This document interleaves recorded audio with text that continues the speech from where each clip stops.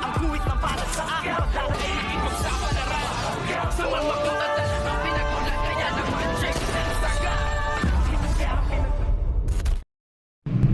Good morning mga kachika and welcome sa aking munting channel. Nakaligtas nga itong si Roda sa ginawang pagsalakay nitong ang baliw na si Lena sa kanyang pagsaksak, at dito nga ay medyo nakarecover na itong si Roda at pinuntahan nga siya agad-agad nitong ang si Rigor sa kanyang kwarto, at dito nga ay inamin lahat nitong si Roda ang katotohanang si Lena ang siyang sumaksak sa kanya at hindi siya nagsisinungaling. At dito naman ay sa reaksyon ng muka nitong ang si Rigor ay medyo hindi nga siya kumbinsido, at dito nga ay ipinagtapat pa ni Roda ang katotohanan dito nga kay Rigor na ito nga daw si Lena ang siyang tunay na sumaksak at pumatay nga kay Noy. At dito naman ay pinuntahan ng dalawang pulis ito ngang si Aling Marites at si Aling Tinding upang kausapin at tanungin nga kung meron daw bang naging kaaway ito ngang si Noy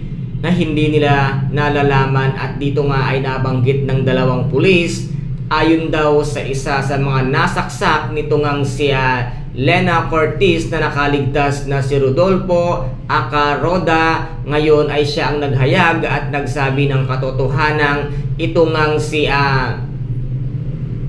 Lena ang siyang pumapatay ngayon at sumasaksak at naghihiganti sa wala namang katuturang kabaliwan nito ngang si Lena. At ngayon ay nagulat nga itong si Marites sa kanyang narinig sa sinabi nga ng mga pulis, at dito ay grabe at sobra ang kanyang pag-aalala dito nga sa kanyang best friend na si Roda. At tinungan ito kung ano ang kanyang kalagayan at ang kanyang kondisyon. Ayon nga sa sinabi ng mga pulis ay okay naman na ito, nagpapalakas at nakaligtas nga siya sa tangkang pagpatay nito ngang si Lena sa kanyang buhay. Kaya guys, ito po ang ating pakaaabangan sa mga susunod na episode dito nga sa FPJ ang Batang Quiapo. At kung nagustuhan po ninyo ang aking videos for today, paki-subscribe na lamang po ng aking channel, paki-like and share para maging update kayo sa lahat ng gagawin kong videos. Maraming salamat po, ingat, God bless and